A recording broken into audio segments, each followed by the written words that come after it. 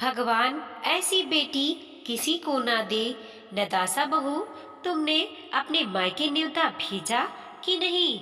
अरे तुम्हारे पहले बेटे की शादी है, अपने मायके वालों को बुलवाओ, वो भी देखें। जिस बेटी को उन्होंने 2 कपड़े में भेजा था, आज वो किस शान से रह रही है। एक समय था अपने शहर में उनका भी बड़ा नाम था, पर अब कौन उन्हें जानता होगा। लता जी अपनी बहू को बोल रही थी। नताशा बोली, मम्मी जी, पापा मेरे प्रोफेसर थे और अभी भी कुछ पुराने लोग उन्हें जानते ही हैं। भाई दूसरे शहर में छोटी सी जॉब करता है, सारी चीजों की देखभाल भाभी करती है। फिर भी आप बोल रही हो तो मैं बोल दूंगी। नताशा का पति दलजीत बोला, तुम्हारा भाई यहाँ हो या ना हो, तुम्हें अपने घर न्योता भेजना चाहिए। अरे मानता हूँ अब यहाँ तुम्हें सुख सुविधा ज्यादा मिलती है, पर इसका मतलब ये तो नहीं कि तुम अपने मायके को भूल ही जाओ।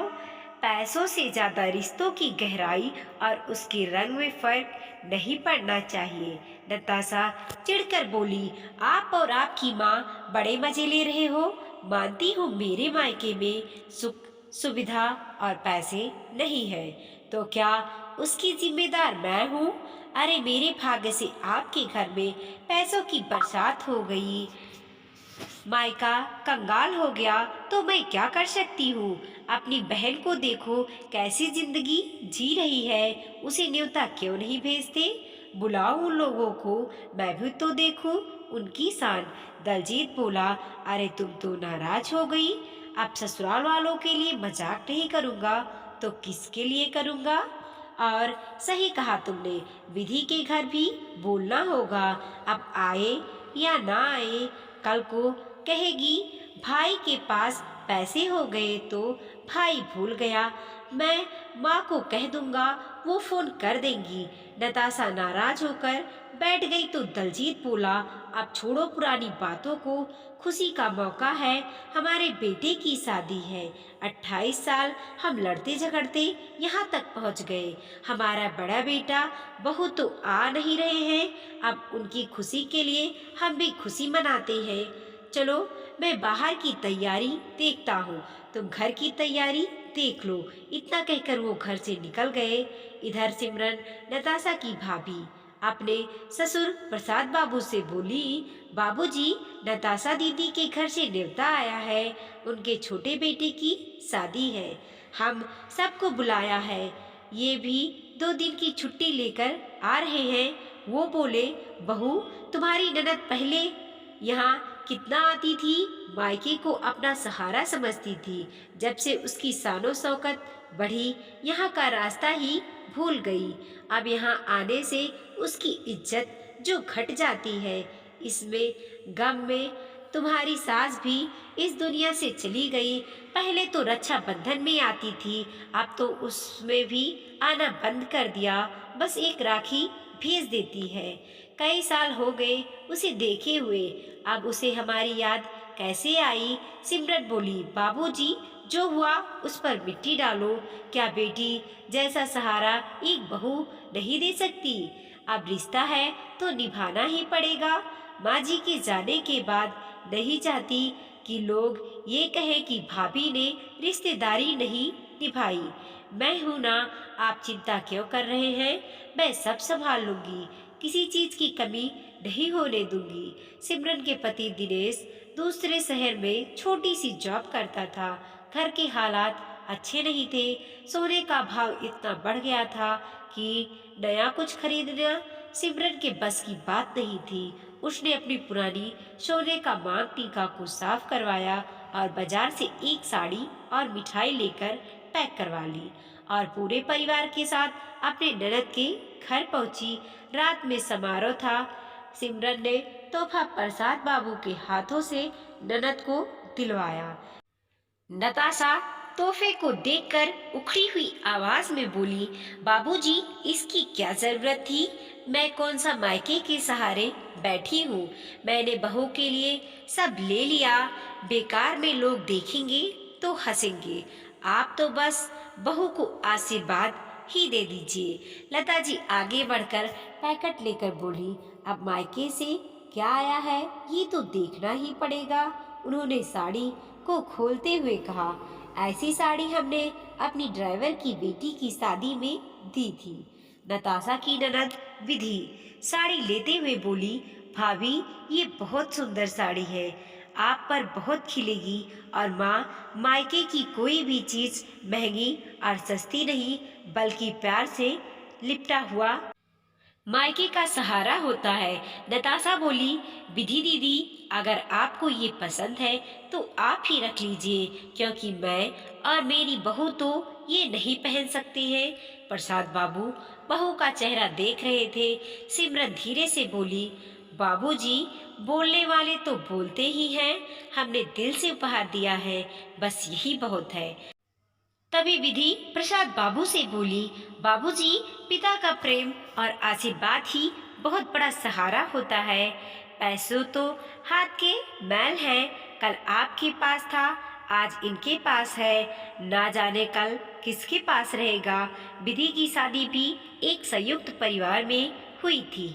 उसके पति जनरल स्टोर की दुकान चलाते थे।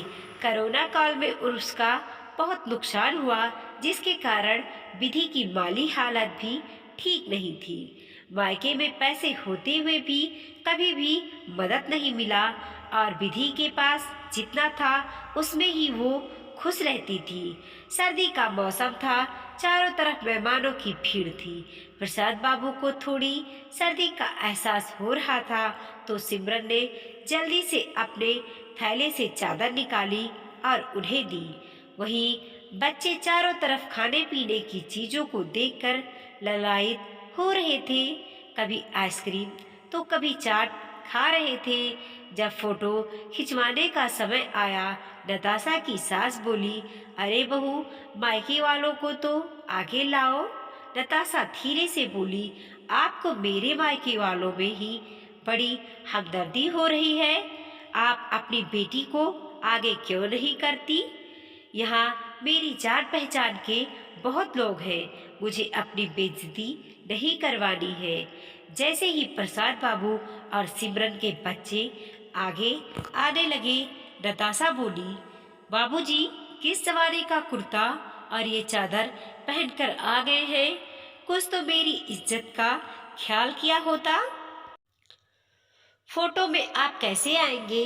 भाभी इन बच्चों को देखो, ये ऐसे आइसक्रीम और चाट नूडल खा रहे हैं जैसे कभी खाया ही ना हो। प्लीज आप लोग थोड़ा पीछे रहिए ताकि तस्वीरों में ना आ सके, वरना कल को मेरा मजाक उड़ाया जाएगा।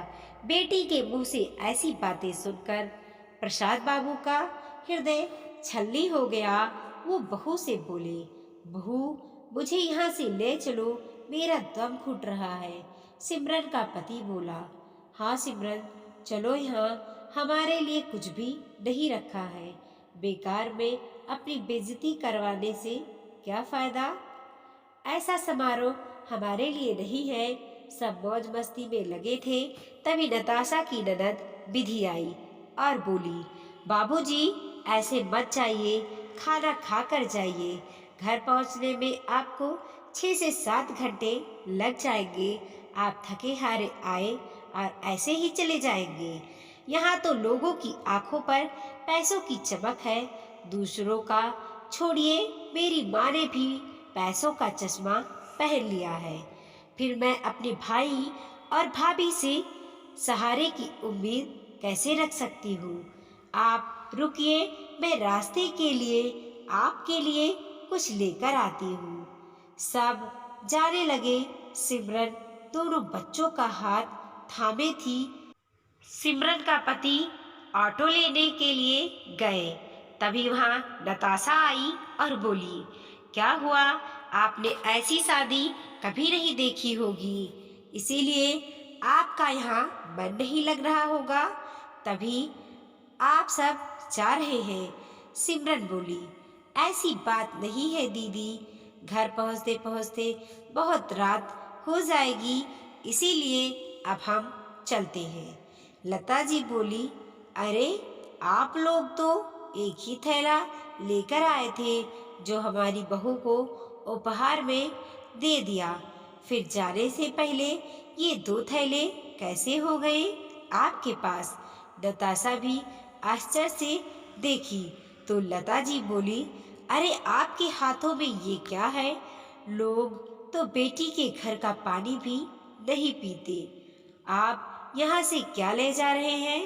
विधि कुछ बोलती उससे पहले ही नताशा के कुछ संबंधी मुंह दबाकर हंसने लगे। सिमरन का सब्र का बांध टूट गया। उसने ससुर के हाथों से थैला लेकर उसे सबके सामने खोल दी और बोली, ननद रानी, इतना कुछ होते हुए भी जिसका मन इतना छोटा हो उससे भला कोई क्या ले जा सकता है? जिस इंसान ने आपको जन्म दिया उसे अपने सहारे की जगह सरेआम रुसवा होते देख रही है। नताशा बोली, मैं तो बस देख रही थी, मैंने दिखाने के लिए तो नहीं बोला। वहीं विधि बोली, भाभी, ससुराल में मायके की इज्जत बनी रहे ये जिम्मेदारी बेटियों की होती है, पर मैं आपसे भी क्या बोलूं जब मेरी माँ मेरे मायके में मेरी इज्जत नहीं रहने देती तो वो बहू के मायके की इज्जत क्या करेगी? प्रसाद बाबू सिमरन से बोले, बहू, अब एक पल भी अगर मैं यहाँ रुका तो मैं प्राण त्याग दूंगा, मुझे घर ले चलो। नताशा बोली, मैंने ऐसा क्या कह दिया कि बेटी से बढ़कर आपके लिए बहू हो गई है और आप ऐसी बातें कर रहे हैं? सिमरन बोली, ननद रानी, मैं बहू होकर सहारा दे सकती हूँ, पर आप, जिस माली ने हर धूप से आपको बचाया, हर पल आपका सहारा बना रहा, आज आपने उसे सरेआम रुसवा किया। सिमरन बोली, चलिए बाबूजी, मैं बहुत खुश किस्मत हूँ कि मुझे आप जैसे पिता का साथ मिला। मायके में माता पिता तो अब रहे नहीं, मैं बहुत भाग्यवान हूँ जो आपकी सेवा का मौका मुझे मिला। जिसने अपने माँ बाप को ठुकराया, किस्मत कितनी देर उसके साथ रहेगी। तभी सिमरन का पति आए और पूरे परिवार को अपने साथ लेकर चले गए। विधि सबके सामने नताशा और अपनी माँ से बोली, आपने अपने घर में एक पिता का अपमान किया। ऊपर वाले की लाठी में आवाज नहीं होती, पर उसका दर्द जब मिलता है तो इंसान कुछ बोल नहीं पाता। जब आपने अपने ही पिता का सम्मान नहीं किया तो मैं ननद हूँ तो मेरी इज्जत घर में क्या होगी? आज से मैं आपसे और इस घर से हर रिश्ता खत्म करती हूँ। इतना कहकर विधि अपने बच्चों को लेकर चली गई। समय बीता, विधि और सिमरन ने नताशा के परिवार से हर रिश्ते तोड़ लिए और अपने जीवन में आगे बढ़ने लगे। इधर वक्त की मार नताशा के परिवार पर झप पड़ी, तब उसे एहसास हुआ कि अब मायके का भी सहारा नहीं। उसने अपने जीवन में एक ऐसा पाप किया जिसकी माफी कहीं भी नहीं मिल सकती। बड़ा बेटा विदेश में जा बसा था और छोटे बेटे बहू ने धोखे से सब कुछ अपने नाम करवा कर नताशा को एक वृद्धा आश्रम में डाल दिया था। अब नताशा की जिंदगी वृद्धा आश्रम में कट रही थी। दोस्तों, जब एक बहू बेटी बनकर सहारा दे सकती है तो क्या बेटी अपना फर्ज नहीं निभा सकती? क्या पैसों की चमक लोगों को उनके पिता से इतना दूर कर देती है कि बचपन से जिस पिता ने सहारा दिया, क्या ये भी वो भूल जाती हैं?